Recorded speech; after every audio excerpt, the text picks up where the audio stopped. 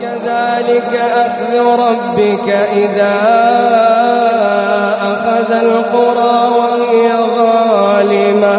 إن أخذه أليم شديد إن في ذلك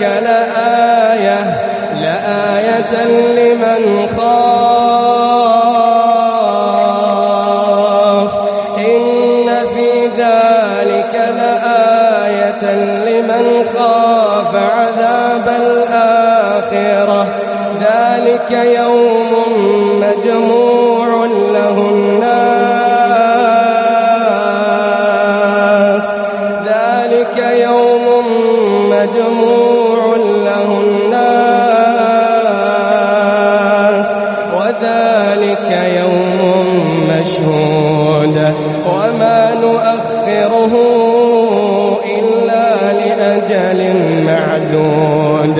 يوم يأتي لا تكلم نفس إلا بإذنه فمنهم شقي